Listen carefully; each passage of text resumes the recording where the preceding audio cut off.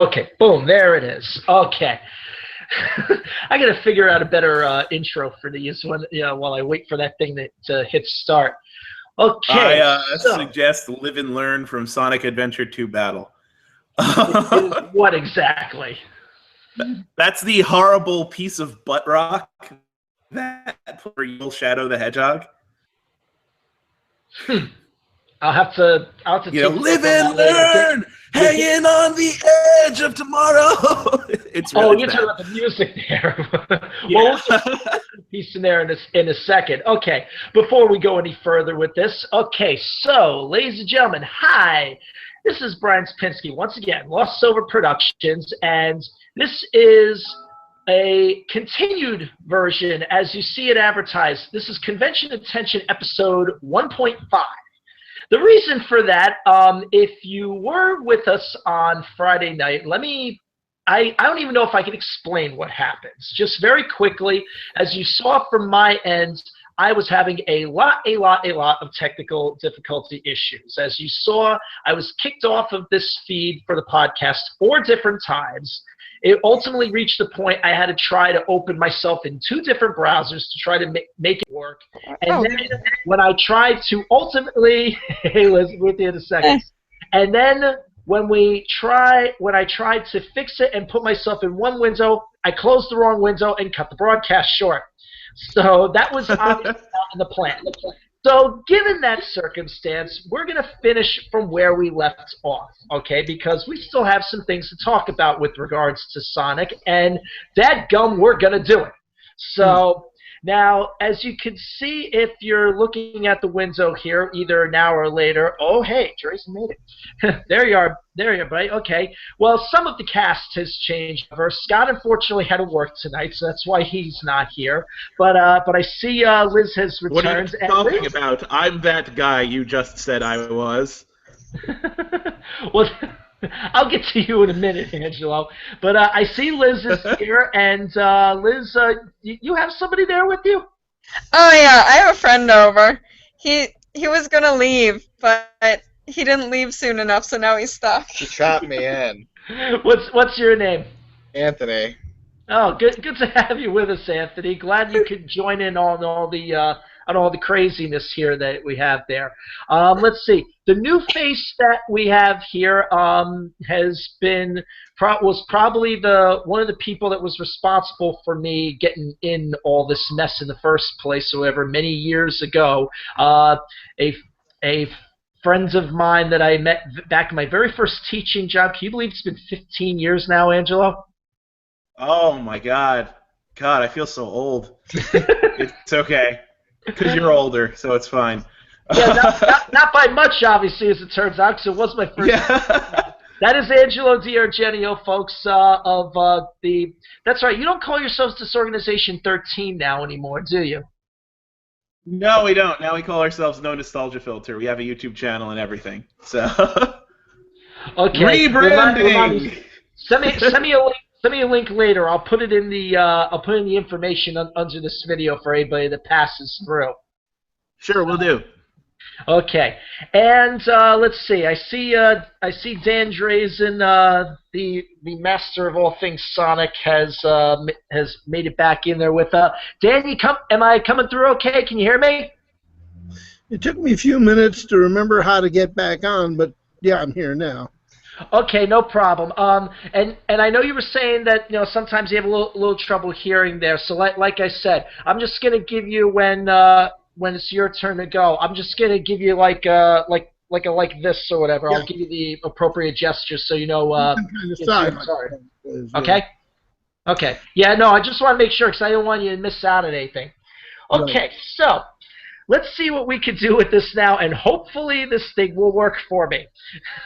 So, we were starting to we got the video game discussion pretty much out of the way when we were last here on Friday, and we were starting to begin to talk about with the world of Sonic, the animation. So, and that would refer to this among many other things. So just for the record, when I showed that just now, did that show up backwards on anybody else's screen? No, it showed up forward on mine. Okay, I guess it just shows up backward for me.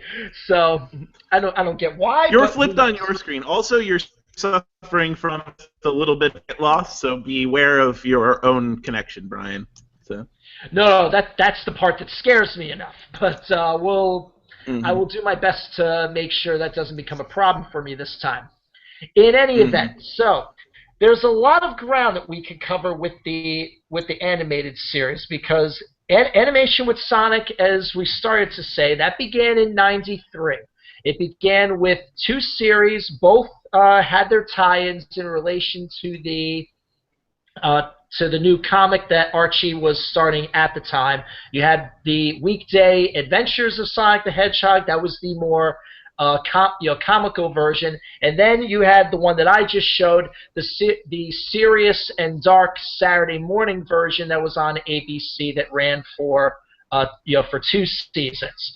So, and then what I used to call the Sad-Am. Yeah, the sat. Oh, that's how you say it. I always just. That was mine. I should have copyrighted. That was mine too. I just always just said Saturday AM and just left it at that. I know that the abbreviation, SATAM, that's what everybody goes with, but I never had a way to actually say it, so I never tried. So, all right, SAT-AM. I'll have to remember that now for the future. I'm going to have to get used to that. But all right, but let's start from the beginning with those 2. And here, Dan is the foremost. I'll let you start. What was it? Well, first between the 2, I can obviously assume which of the 2 you believe was the superior one.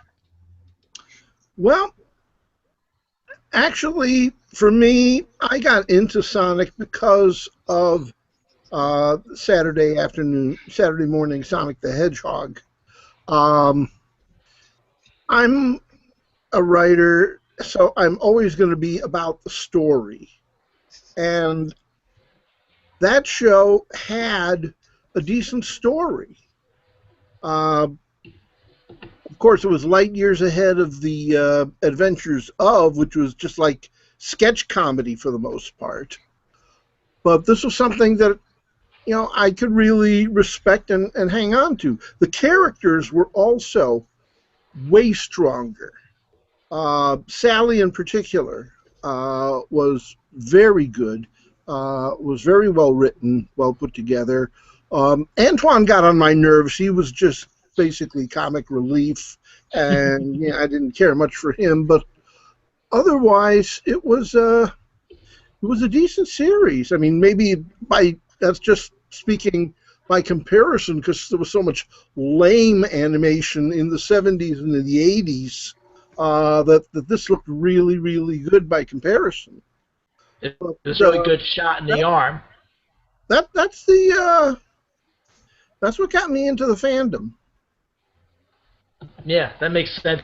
And one of my my former students where I worked down King Opinions, he was joined for this being it. He was saying out of all of the Sonic animations that have existed to this day, he still considers Saturday AM the best, as he told me here, my friend Connor. Great story, excellent character development, a dark yet still relatively child-friendly atmosphere, a whiz-your-pants, I'm paraphrasing, a whiz-your-pants intimidating villain, and actual good writing, which I think to this day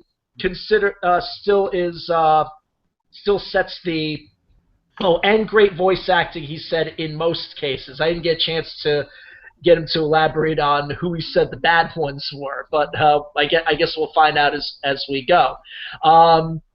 And we'll talk about the voice acting in just a second. Liz, how about you? Because I know you've got when we were starting to have this discussion, you held up both of the both box sets.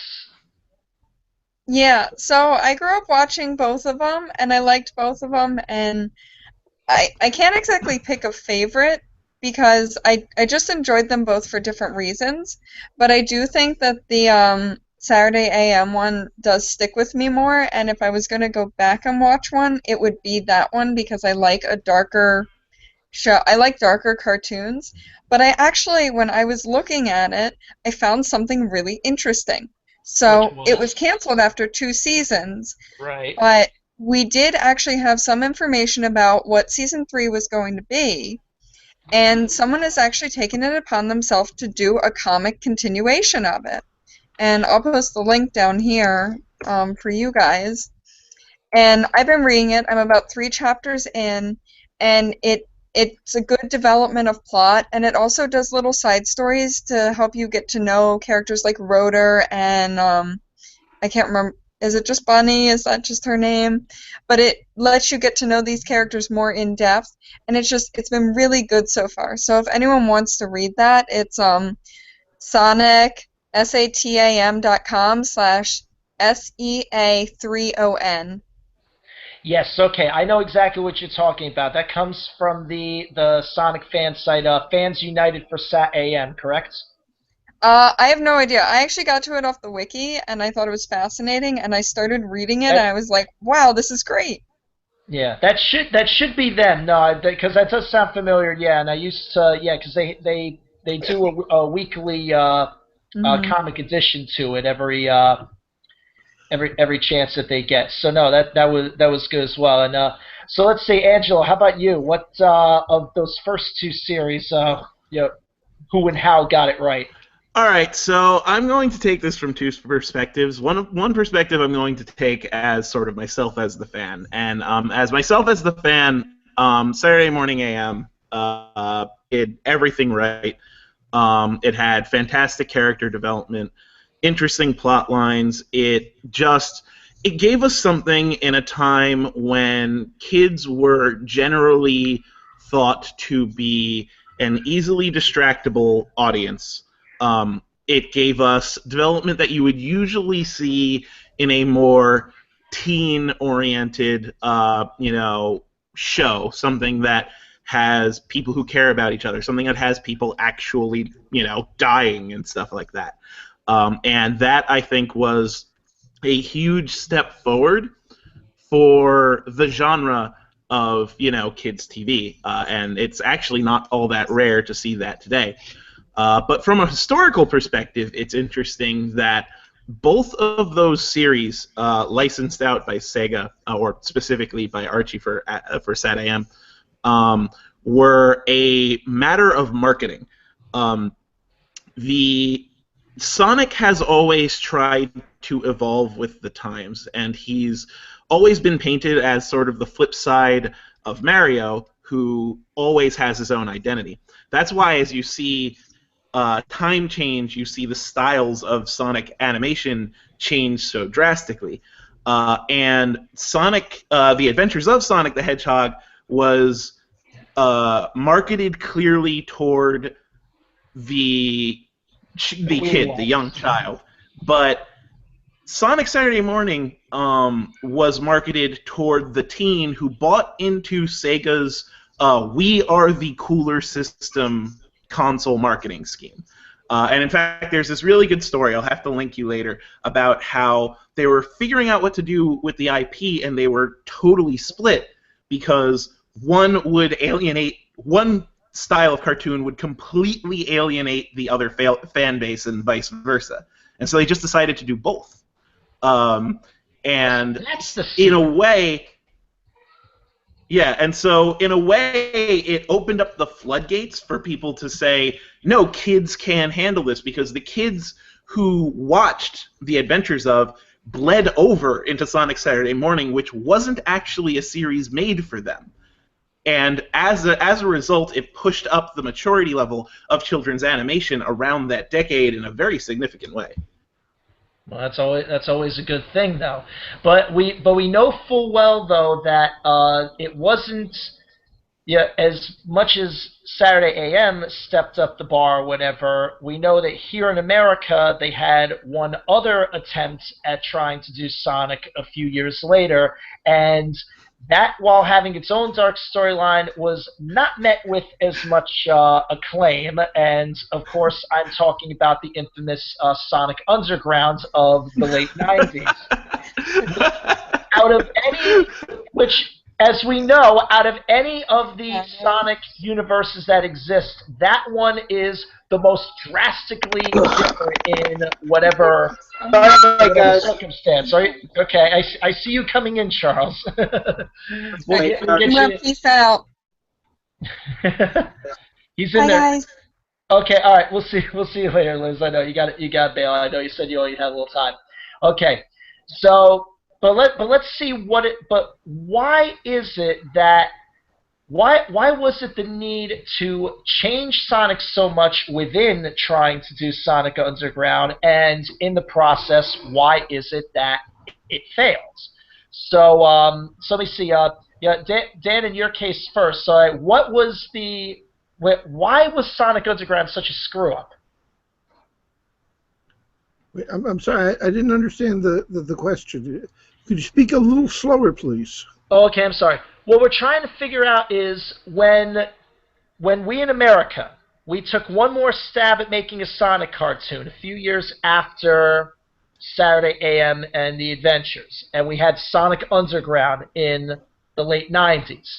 And that version of Sonic just sank. It was a total mess. The question I want to try to figure out is why? I'm not sure that I can answer that one. It's like I look back at a Saturday morning, and it's like there were some elements that were ahead of their time, and the gears just didn't mesh right at that time. But later on, something, was able to be a little more solid. I think, especially in the Saturday morning series, you had the character of Bunny, who I really wanted to see built up more, particularly when she was incorporated into the Archie comic version. Because I thought there was just so much that could be done with a character that's in a certain way disabled. But I think even then, network television, and this was still network television, this was before the cable really went crazy and you could get 24-hour animation and such like that from several different channels.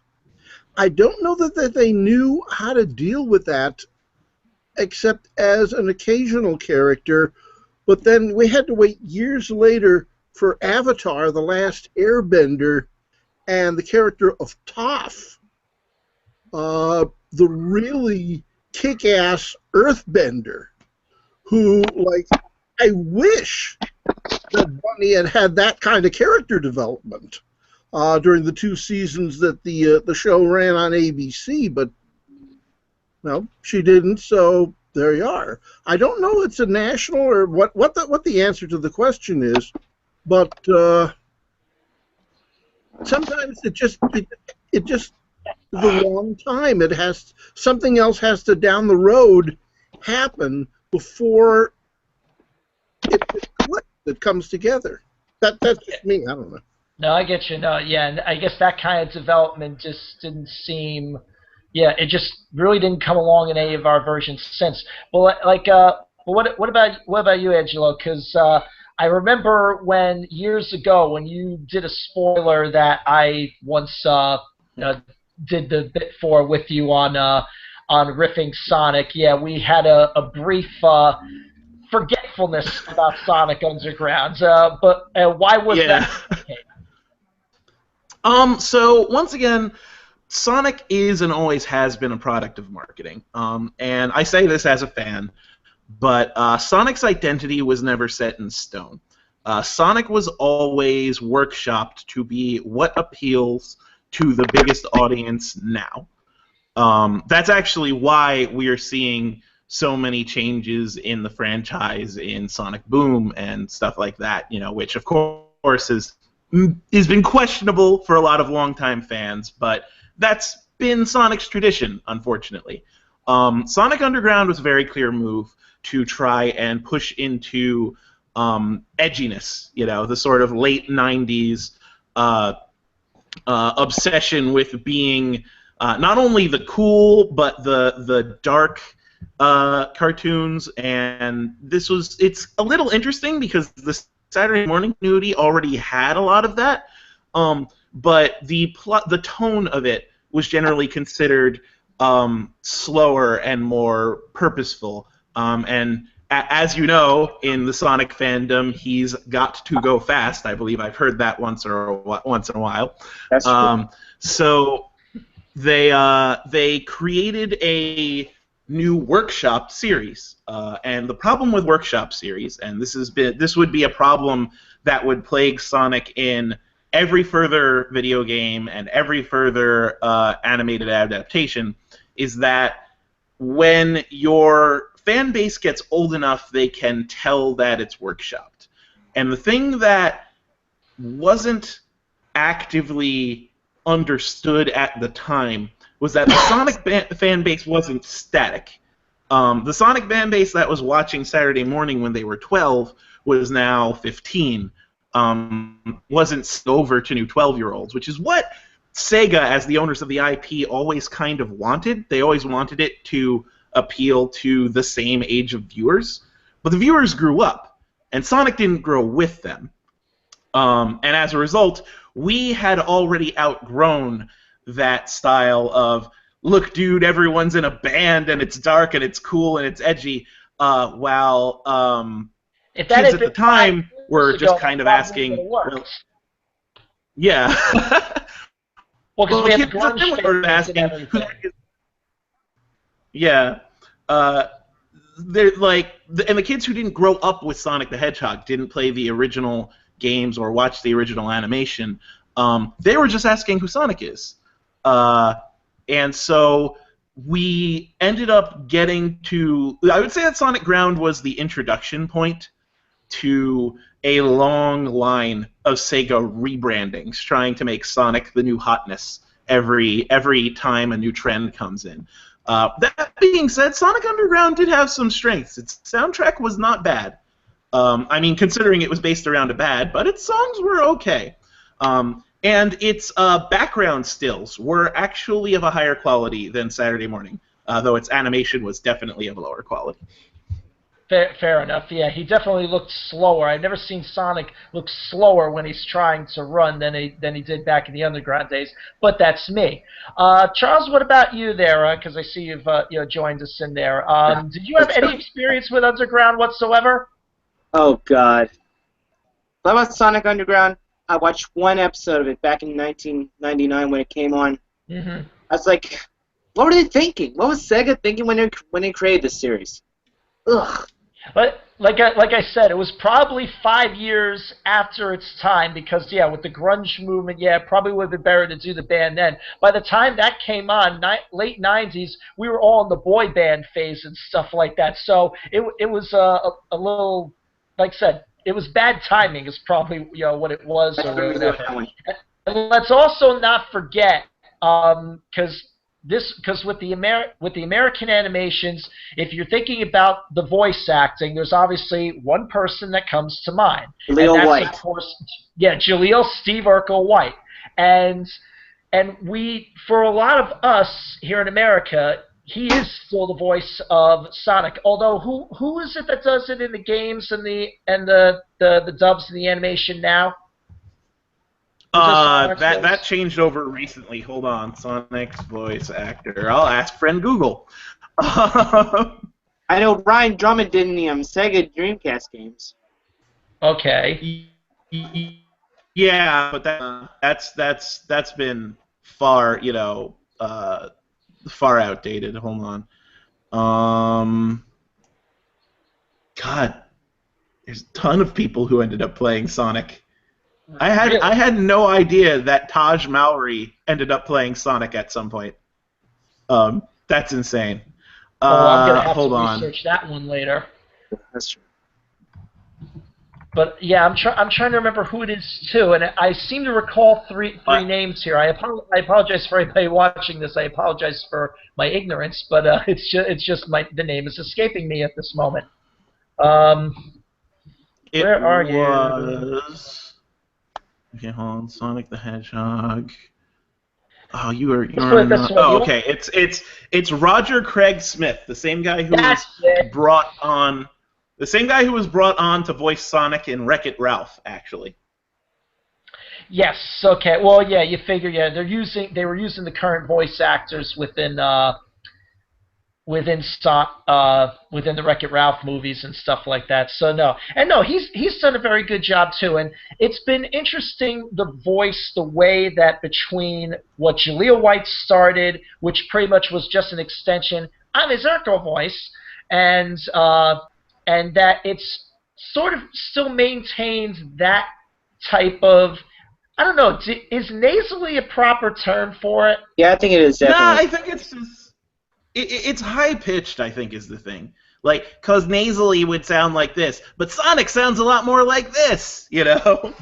That's good impersonation, Angelo. Yeah, I know it's horrible. It's great. Though it is worth saying that Jaleel White's voice for Sonic is actually the voice that has been informing all the later performances. Sonic didn't have an official voice until Jaleel White. So the Sonic that we know now as this sort of like high-pitched, too cool character was a product of Jaleel White's performance. Yeah, and that's still the voice that I think we all hear in our heads. Like I said, even with what Roger Craig Smith does now, and he does a great job with it. Let's not discount it by any means. But yeah, it's just knowing that Jaleel's came first. That's the voice that I think echoes in everybody's head, though. So we've seen what we did in America with Sonic. Then, of course, you have what Japan has done in their efforts. They had their one OVA in the mid-90s that they did, but their biggest contribution to Sonic animation had to be in the early 2000s with Sonic X.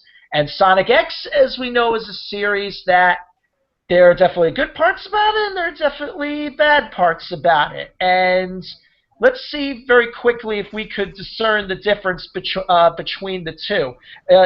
Dan, first for you, for Sonic X, what was the good, what was the bad? Me? Or is this an open question? Yeah, we're relating to Sonic X. What was the good and the bad? Between the two shows. Yeah, well, just within Sonic X itself. Well, Sonic the Hedgehog had a better story structure, but if your taste ran towards, just something lightweight, something, you could accept the goofiness, that's where the Adventures of came in. Not that they didn't have a few really good stories, but no, it was just like there were two completely different shows. Really, there's no comparing them except for the fact that they had some characters in common. The tone was just miles apart. Yeah. Well, now we're talking about Sonic X right now in this circumstance, the anime from the early 2000s. So this was the one that incorporated the Sonic Adventure games. Adventure 1, 2, the ones that brought in Knuckles and Shadow and Amy into the tunes and stuff like that. All right, what did you find good about Sonic X? Oh, Sonic X. Yeah. Yeah. Boy. I honestly did not follow that one too closely. It was basically an trying to get to anime roots, right? Yeah. Right, exactly. Yeah, that, like I said, that was Japan's one effort into... And that followed its own rules of storytelling, of things that are important, as much as the character of Christopher was absolutely reviled in America. Oh, yes, and we knew that was going to be said. Right. I mean, just worse than Wesley Crusher, I think. But that is a significant claim. in the context of anime and its conventions, which I've learned a lot about from my brother, who is a very serious otaku and has written several books, and he's still working on them about anime. Chris was an important character. Everybody I know, who talked about it, hated the episode where Chris kidnapped Sonic and took him off into the woods and just only came out when his parents came looking for him. Everybody said that Chris was a spoiled brat. That's not the way, though, that they would have looked at it in Japan. They would have seen, oh, the kid is being instrumental and bringing his wayward parents back together and forming a harmonious relationship again. That's a positive. That's a plus. We didn't get that as Americans. We looked at it and thought Chris was being a total jerk. But that's not necessarily how it would have played in Japan. English dubs will do that. There's like a miscalculation there as to how they're going to sell this thing, but boy, I don't know. We may never know, Dan. The next story arc, the one involving Cosmo, that was great, actually. It had Cosmo was a really great character, and even though she kind of like died, and reinvention in its own right there again. Great sorrow, yet again, this is something that's also an anime convention that she is in the process by this episode's end, by the end of the last episode of the story arc, she's in the process of being reincarnated. Right, the whole seed thing. Yeah, I remember. On this flower pot where this green thing is going, and so this is really hitting you over the head with the point. You really know that she and Tails will be reunited somewhere down the line when they're both older and, I don't know, maybe closer to the same age. I don't know. But Or here, Dan, if you want to put it in today's perspective, that whole seed thing, and this is actually true. I found out about this last week. There's actually something legitimate that exists that you can actually, when you die, there's this thing you can get called a bios urn. You can actually have your ashes, planted in a special, container with the soil, or whatever, and basically reincarnate yourself as a tree. That's totally legit. Yeah. Yeah, that's a real thing.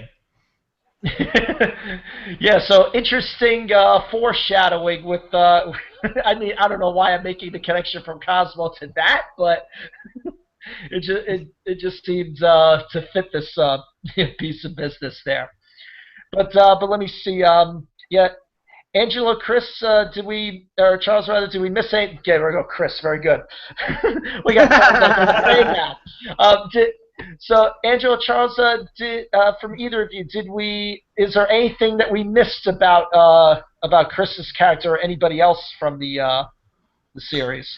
Well, I think Sonic X suffered from early aughts anime syndrome, which was around the time that anime really started to become mainstream in America. Like that's where the split happened between the old fan base, which used to go into Chinatown to pick up their re-recorded VHSs with the yellow subs edited in, and the new fan base, which was used to data on demand, the Funimation channel, Sailor Moon on 6 a.m. before school. You watched it, I watched it, we all watched it. Yeah. That's where the split between the two fan bases came in. And that was when anime really started shifting in Japan, too. Because we had characters from 90s and 80s anime. You're looking at characters like Fist of the North Star. You're looking at characters like Rikio. You're looking at characters like Sakigake Otoko Juku, these interesting manly men characters, even in the kids' anime.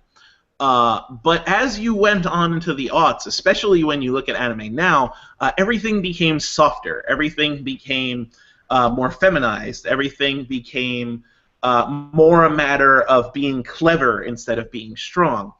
And as a result, you actually saw that happen in Sonic X with not only the human characters, but with Sonic's character. Sonic in Sonic Saturday Morning, or even in The Adventures of, was a fighter. He was someone who was disruptive. He was someone who was warring with Robotnik. Sonic in Sonic X was a character who was surviving. He was in a place that made no sense to him, and he was responding to the things that happened to him. It was a more passive style of storytelling, something that really caught on as the idea behind the anime character shifted from hero to relatable friend figure, which is what we see in a lot of anime today. And that probably was. I think that Sonic was in that one, and maybe to a certain extent is now in Boom.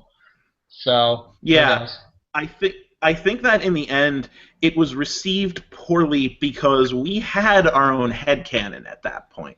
We knew what Sonic the Hedgehog meant to us, and so when this new thing came in and gave a uniquely Japanese spin on it, Japanese storytelling is different. It focuses on setting more than character. It focuses on timeline more than instance events. It focuses camera work, focuses past the character instead of on the character's face.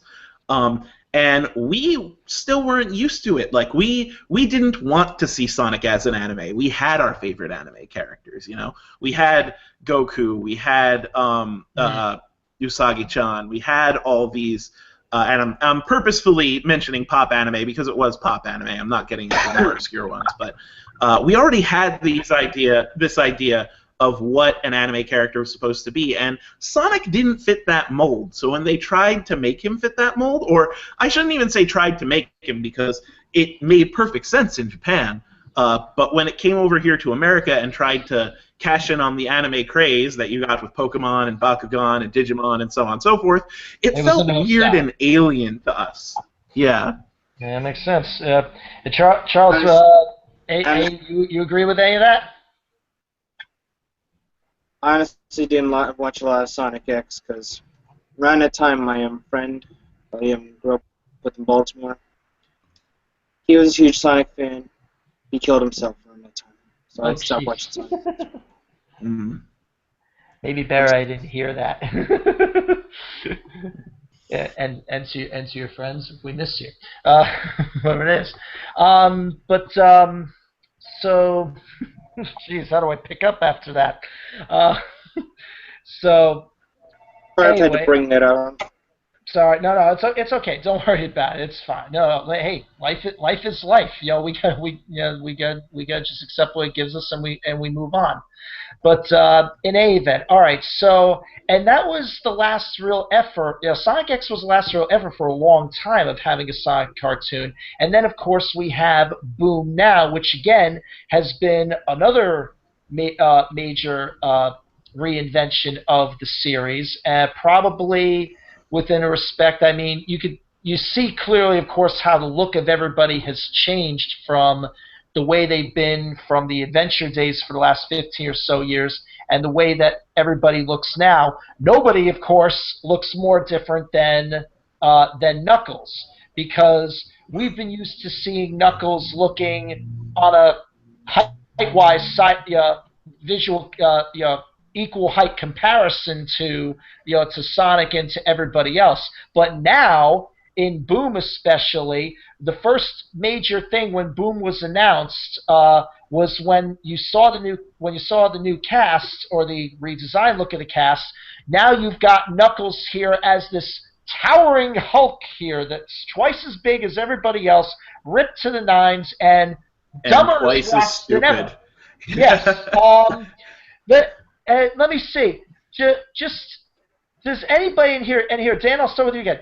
Do you have any guess, Dan, as to why with Sonic Boom, why did they change Knuckles so drastically? I actually have evidence because I sat in on a creator brainstorming meeting when Sonic Boom was being created. You did?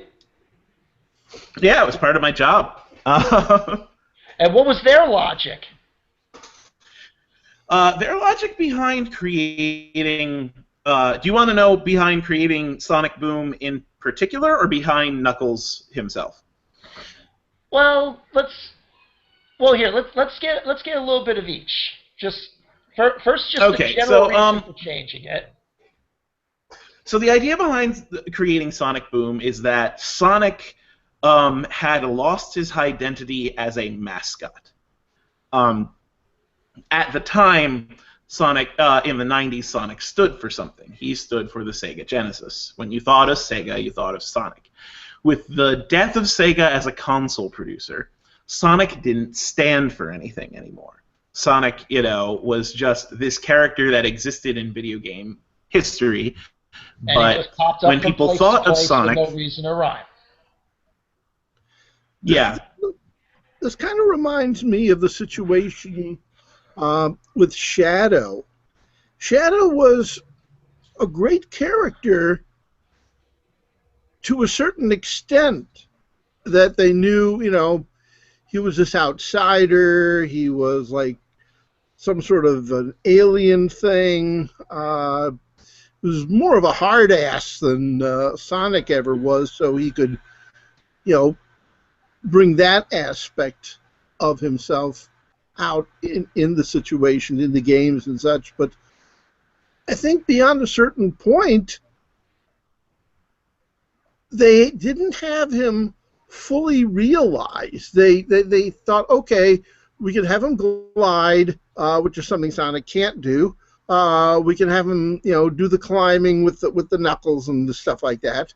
But he was, this is part of the problem with dealing with at least my attitude towards American superheroes. Once you get past the bag of tricks, as I call it, the abilities, whether or not they're human or superhuman or whatever, you really need to think a little harder still to what kind of character this is. And I sometimes get the impression that with Knuckles, they keep trying him out on different things to see where he fits. Shadow was the same way. They when they gave him his own game, they put him on a motorcycle and gave him a handgun, which I thought was disastrous as far as the character was concerned.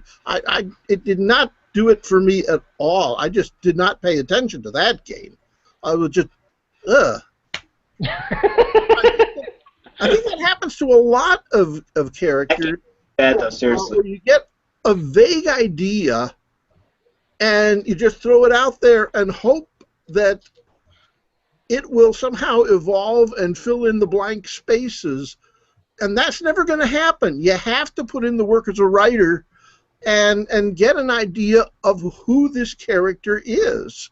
And I think with Knuckles, there were just still too many holes in him, and that just didn't come together. But does making him a giant now fill in any of those holes at all? I think it's gotten too far along. I don't know that they would have to sit down and really think about not only what Knuckles' abilities are, but what kind of a story he's going to be in. It's just I don't know if there's a chance that can happen. I just don't.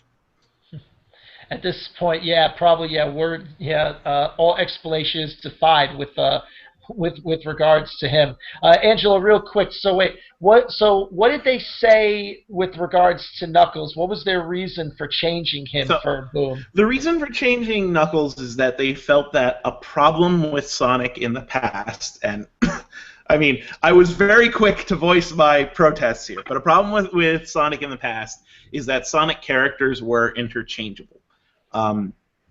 Everyone looked like Sonic. Everyone looked like each other.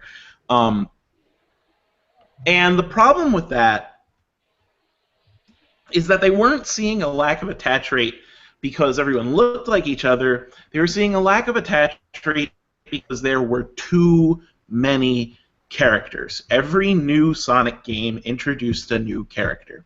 You know, they had Shadow, and that was kind of interesting. They had Rouge, and that was kind of interesting. And then we were seeing Silver and Blaze, and I couldn't care.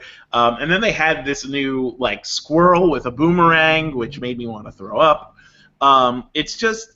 they don't know what they're doing. They changed Knuckles because they wanted Knuckles to be his own character. But they don't know what they're doing for this one particular reason. And this is going to be sobering.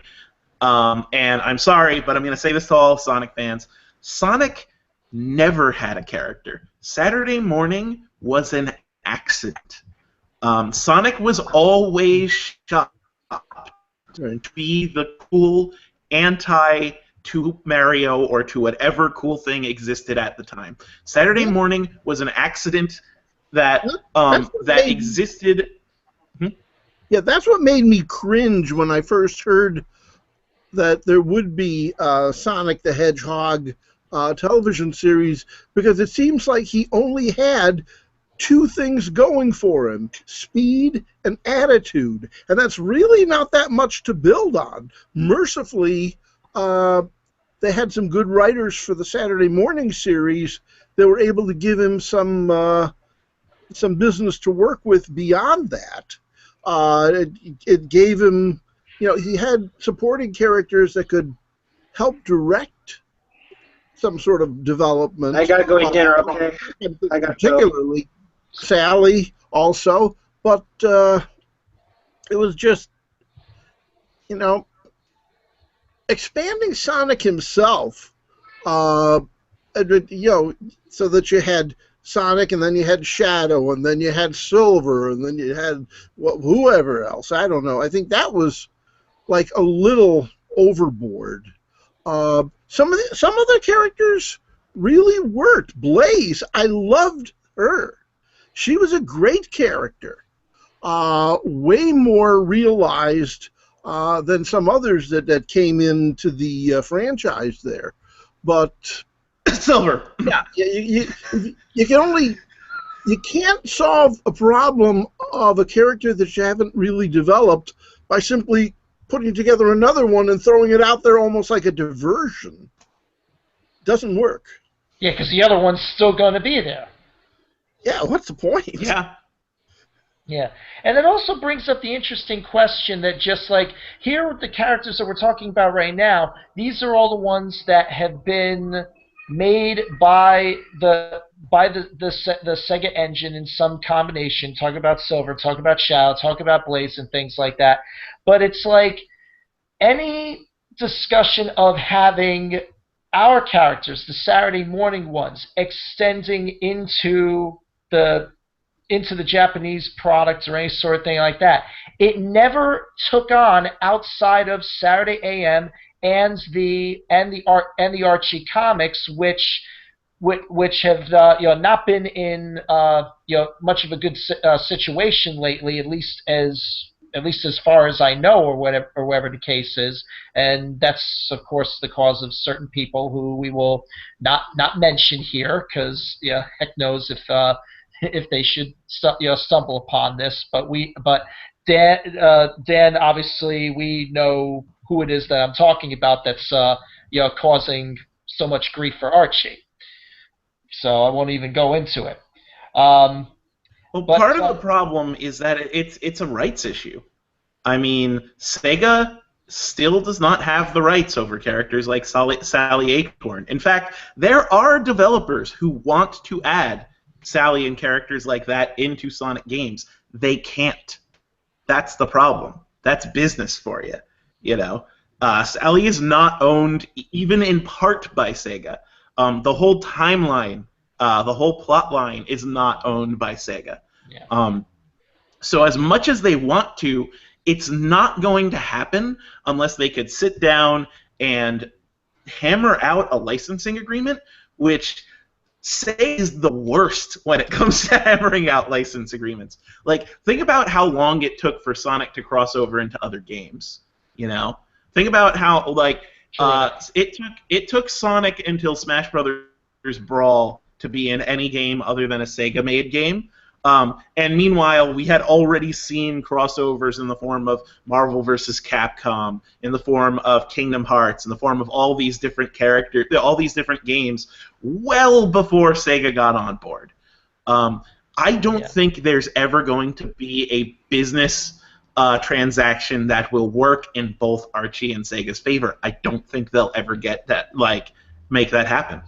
Yeah, and it's made all the worse, as I was starting to say, by the fact that there is, like I said, I'm not going to mention his name, but there is a person who for many years wrote for the Archie comic and has been for a number of years, has been in legal battles with Archie, with Sega, with BioWare because of the Dark Brotherhood game, that just feels that things that he created within the comic that he wrote, that he feels that after he was dismissed from Archie, that that it is his stuff, it is his right to them, and that the Archie comic had to reinvent themselves a couple of times over, for the express purpose of basically erasing anything that he had ever done. And even then, the battles are not over. And I mean, here's a crappy thing about that. We, in general, need to rethink our copyright law, but the thing that angers me about this situation, and about a lot of copyright situations, is he is not retaining the rights to those characters so that he can use them in his own creative work. That's what the point of copyright is. That's what the point of trademarks are. It's so that you, as a creative individual, have control over your creative work. But he is doing nothing with it. He's letting it rot. It is he, and it's not just him, it's a lot of people. Okay? Like, I'm not singling anyone out. This is what the copyright climate is right now. People use copyright just to screw other people, and that does not help business, that does not help the consumer, that does not help creativity, and that does not help creators.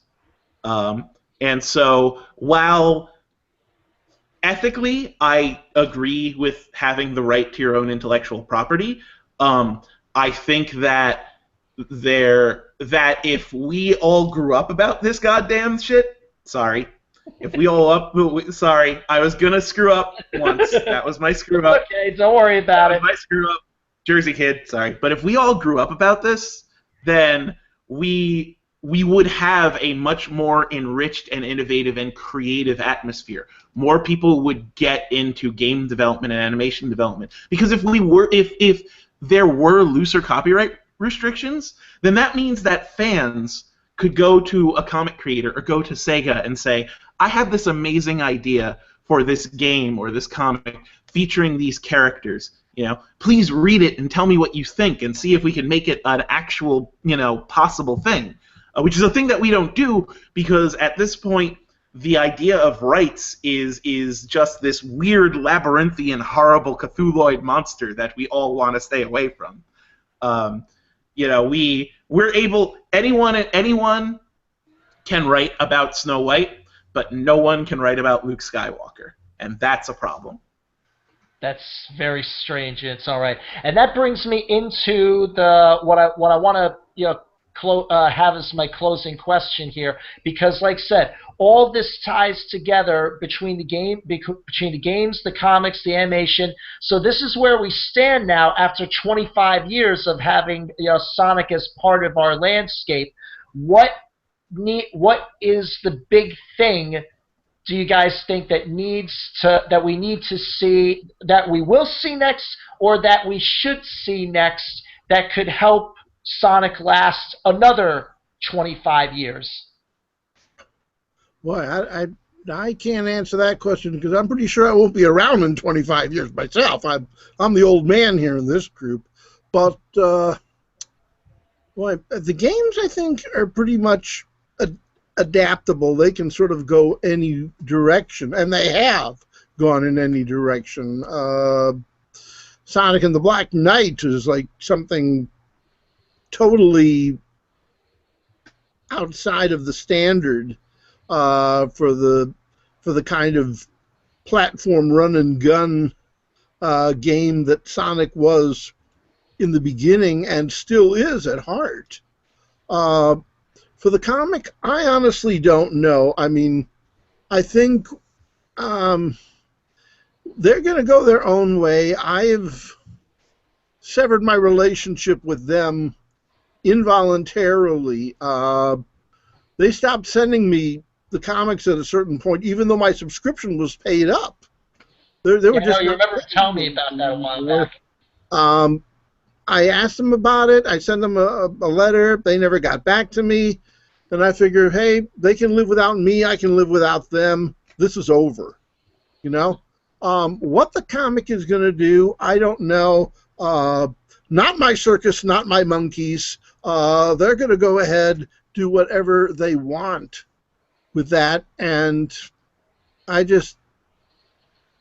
still, get hints of what's going on now and then, but it just doesn't seem like they know what they're doing. I mean, the last time I looked, they were basically premising their reality in the comic on the situation in Sonic Unleashed, where the home planet is getting ready to fly apart into different continents at any time now, but they've got it so that this is like a permanent thing. And it just doesn't make any sense. I'm so sorry, but it does not. If they're not going to take that seriously, why should I take it seriously? Yeah. They're going to have to do yet one more like Crisis on Infinite Earths reset at the very least to try to make some sense. And I hope that they've got something in mind when they do, because if they're just, well, why don't we do this, why don't we do that, and just fake it, it's not going to succeed. People, and the fact that they've done it too many times already in the last couple of years. They've already done it, what, 2-3 times?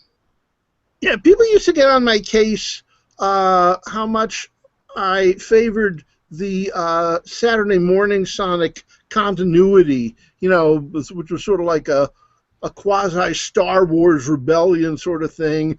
And I'd keep hearing that, well, it's cliched, it's old, it's this, it's that, but it worked. I always said in response to the criticisms, hey, do something else that knocks my socks off, and I'll follow it. They never did in the comic. They never did. Yeah, and it is a request that, in all the years that I read your comic reviews on your website or whatever, that's something that you always said time and time and time again. You've never been afraid of putting that request out there and stuff like that, and for that, that's part of the reason why I asked you to join us on the site, because like I said, you've seen just about everything, so you've been pulling no punches about it. You could see little winks now and then of like a really great idea, but they would never follow up on it. It was just something that got dropped into a 4-issue story arc, and then maybe they revisit it later, maybe they wouldn't revisit it later. You just so uneven. Well, hopefully one day, whether it be the comic, whether it be in animation game over, hopefully we're going to see something like that. And Angelo, same Right. point there. What do you think is the best course for for Sonic's future? All right, so here's the thing that people are going to be unhappy with. Do you know what I think Sonic needs? A 5-year hiatus. There needs to be And the reason? no Sonic properties coming out for because the reason why we are where we are is because everyone, Sega, the comics, animation studios, is constantly trying to rebrand Sonic to be the new cool thing. What they don't understand is that the reason why we love Sonic is nostalgia. We love Sonic because he reminds us of who we were when we were younger. We love Sonic because it reminds us of decades past. We love Sonic not because he's this universal clay mold that can be shoehorned into something new by putting friction tape and a scarf on him. Sonic means something to us. And so what they want we should do is, I see you laughing there. What they should do is take a Friction break. tape and a scarf. Yeah. I wasn't ready to go there. What they do is they need to take a break. Don't make a Sonic game. Don't make Sonic comics. Don't make a Sonic TV show. Let people remember Sonic for a while, and then in those 5 years, just get a think tank together and have people, of older Sonic team members, newer developers, fans, and start thinking, all right, what do we like? Why did Sonic Generations do great, but Sonic 06 didn't? Why did Sonic Boom fail, but Sonic 4 did okay? Get them together, and then after 5 years, for Sonic, because it's the 25th anniversary right now. So for Sonic's 30th anniversary, you go the big return of Sonic the Hedgehog. You give us a new comic line, a new TV show, and a new game all at the same time. We'll all be seriously missing Sonic at that point. And since you didn't have to retool Sonic on a 1-year schedule, you'll have enough time to produce something actually quality. And that would actually allow Sonic to continue well into the future. Do I think we'll see it? No. I think we're going to get another trash reboot in the year. But that's what I think Sonic needs. Who knows? Well, hey, it's an interesting theory. So let's see what. Hey, we never know. We could be right. We could be dead wrong. So we'll find out as it is. And I don't know what else to say with that. So here, listen. I want to thank you guys for helping me out on this and doing good with it. Let me see. And okay. And I'm losing my light here. Wait. Give me 1 second. I just want to turn my light off for one moment. Excuse me. 1 second. Wait. Don't go anywhere, anybody. Hold on. Okay. I gotta flick a lamp on here just so I can get a little more light into the room here, because I promised myself if I was going to do this whole thing with Sonic, I was going to sneak in one little plug for one of the first vendors that I made friends with when I started doing my convention game shows, and that's the guys over at Mythical Fair. Are you familiar with them, Angelo? Did you ever run into Mythical Fair at the conventions? Yeah, they're nice guys.